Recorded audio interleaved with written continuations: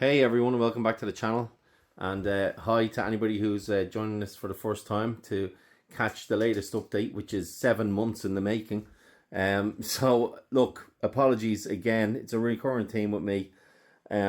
We try to do a lot. We've done a hell of a lot since the last update. We just haven't done any videoing of it or posting updates of it.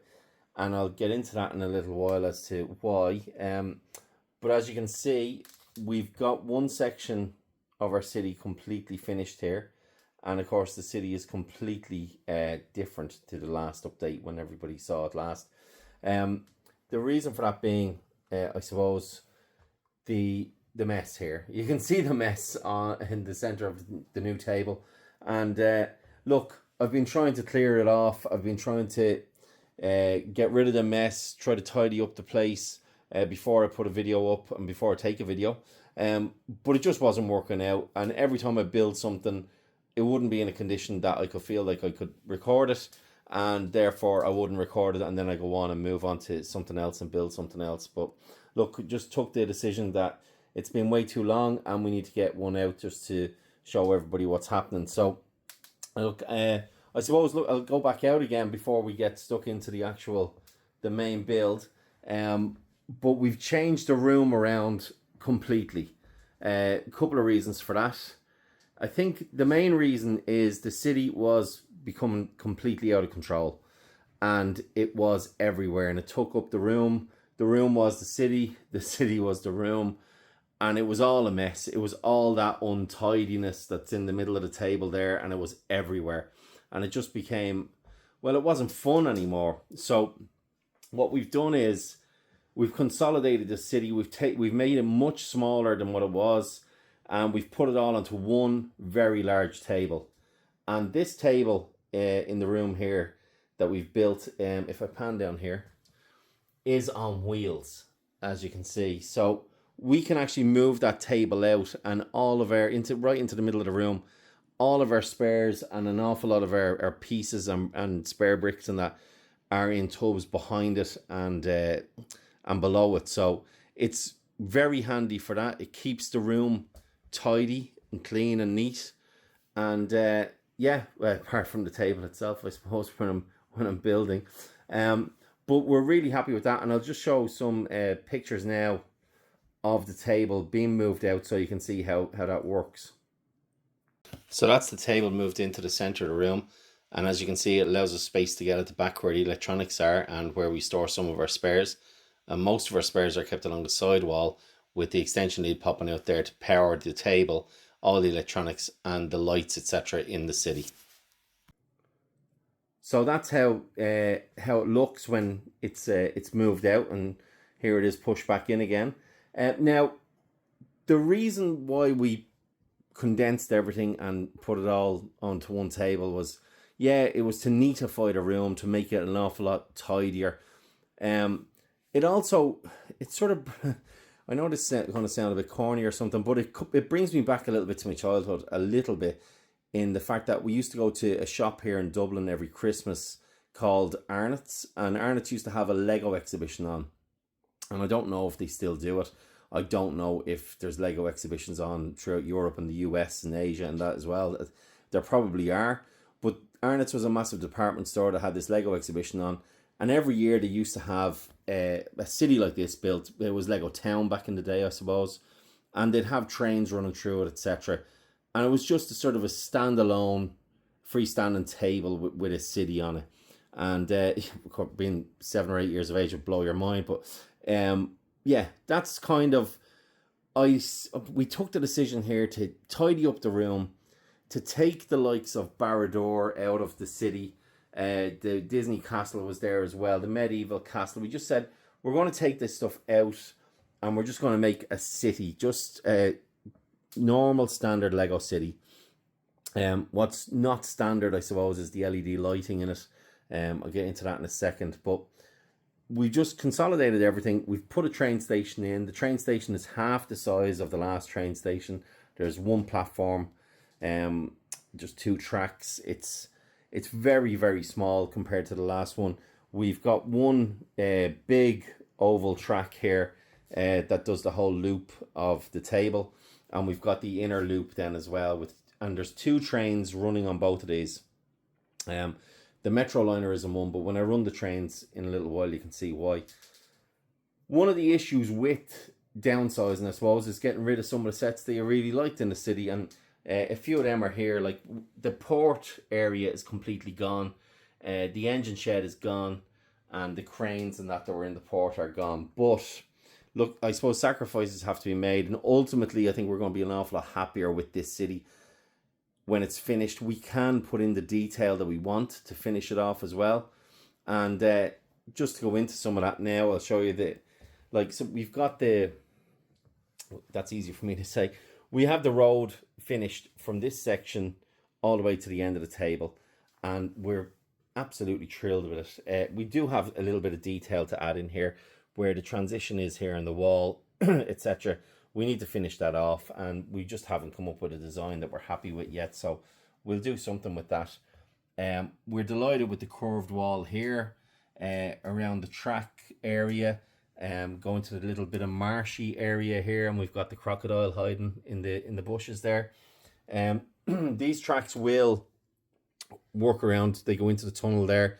These upper tracks here will go in through a tunnel. So we're going to have a mountain or something here with the 2 staggered or different level openings in it for the different trains that are coming in now.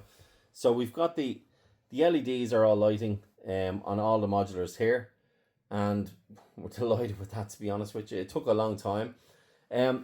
Drawback with the LEDs, and some of them, I know that you can spend a fortune and get LED lighting kits for the modulars that you can still take the modulars apart, and that's great. But the LED lighting kits that I got, you can't do that. So once you light them up, that's it, they're done, and they stay as one building. But it really adds a sense of detail. It adds I just don't know, it just brings it all to life, and it just looks better.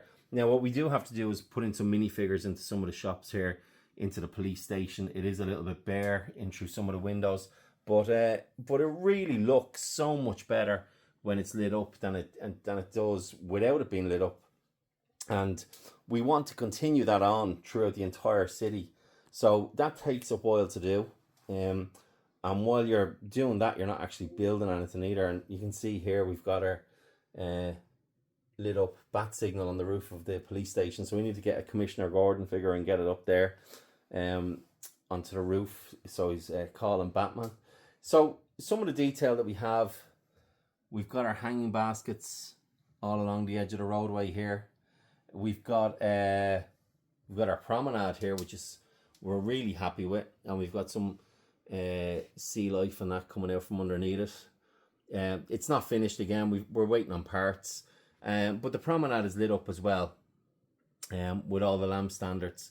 Our zebra crossing to the main road, or to the main street, is working functional, and we're really happy with how that sort of section of the city looks now, and we can't wait to finish the rest of the city with the same sort of detail. If I come down around here, you can see the greenery in that we have going on, and that's the kind of transition detail that we're going to do all the way along the back there to transition from the lower part of the city to the upper part. Then if I come down here, we have our VMS screen that isn't commissioned yet, but it will be. We've got our fake tunnel that will be leading to another fake tunnel opening over there. So that's the fake transition from lower to upper and vice versa. Instead of putting in road ramps and stuff like that, it just didn't work out. We didn't have the space, and everything is space related, I suppose, in the city. We do have to finish building the cafe corner here, and we're hoping to put in a sort of a lift here for minifigs, and that'll be a big project, and it's sort of inspired by the latest Lego City set with the latest Lego City train station, which has that lift going on in it, which I think is quite cool. So we're hoping to get something like that put in there.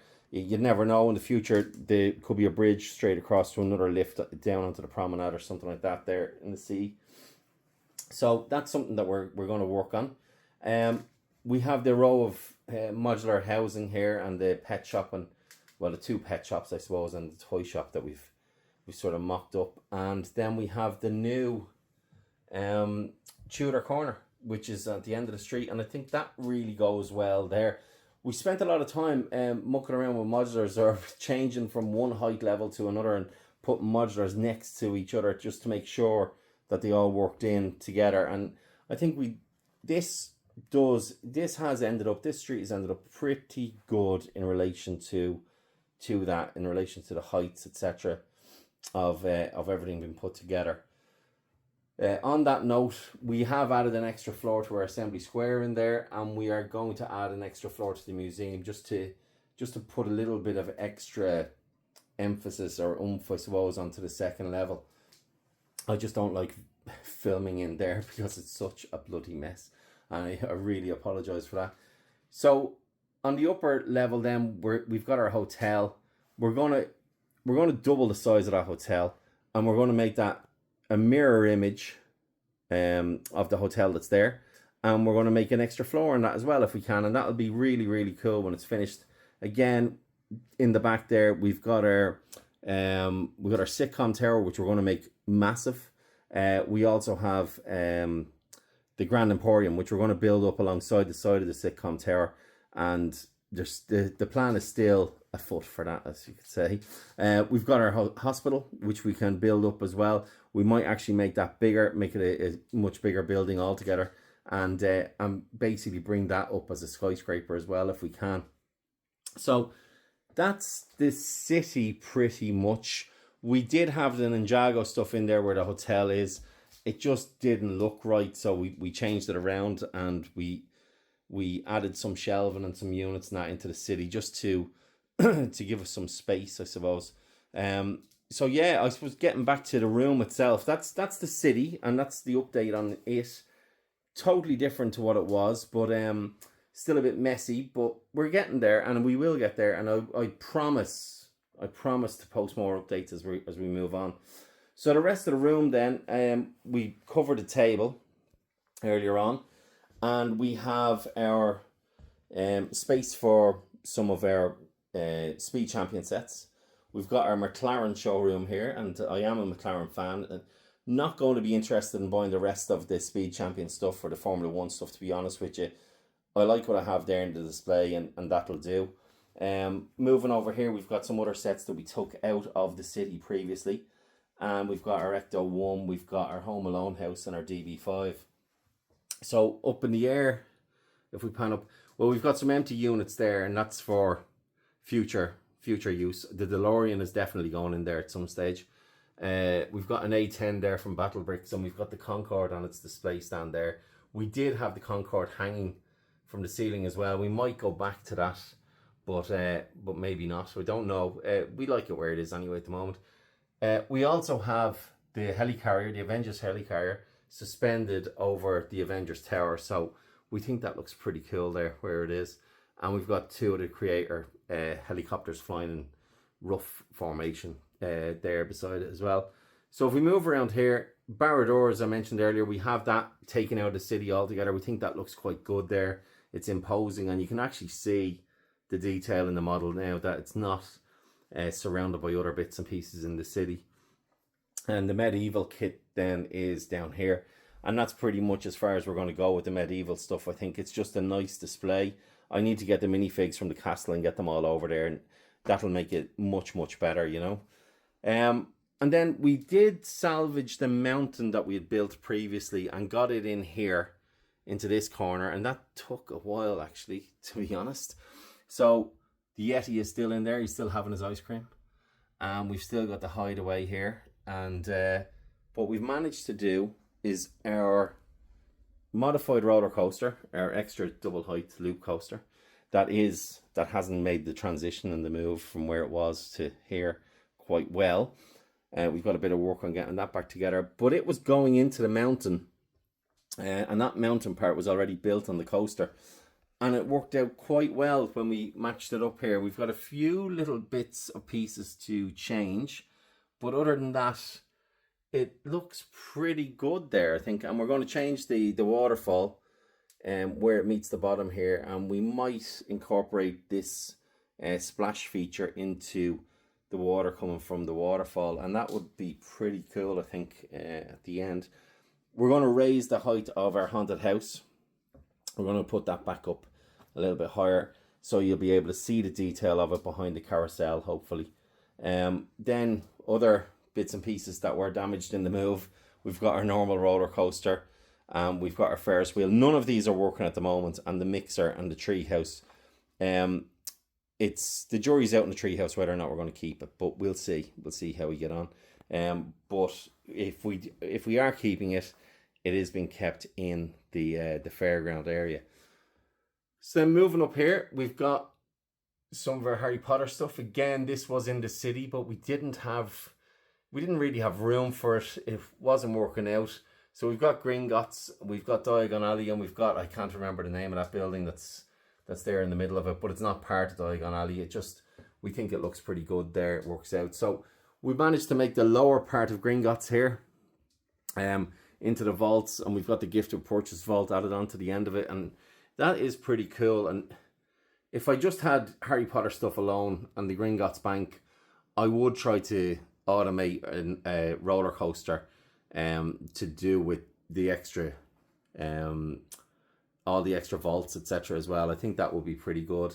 What we were looking to do, if we could, was put Diagon Alley at the same level as the base plate here for Gringotts, but unfortunately the window height got in the way, and we couldn't do that. But either way, I think it looks pretty good there. We've also got space for one more modular on the end, or one more base plate's width worth of a model on the end of it there, so that's pretty cool. Biggest addition to the room, and one of the reasons as well for the city to be reduced in size, was our Star Wars display. So you can see it here. We've got the Sandcrawler, we've got our droids, we've got our UCS Executor, Super Star Destroyer, and we've got our UCS Millennium Falcon. Now, up until we did the changes in the room, all of this Star Wars stuff, well, not most of this Star Wars stuff, was in the house. And it was in the house in a location where I never saw it. So we made a decision on building the room. And also because I got the Boba Fett slave one from my brother, who was downsizing his Lego collection. I wanted to display them. I wanted to show them off. So we got the TIE Fighter and the X-Wing to go with it. And what we did was we built this entire display unit just for Star Wars. And then I discovered that we didn't have room for the few helmets that we had.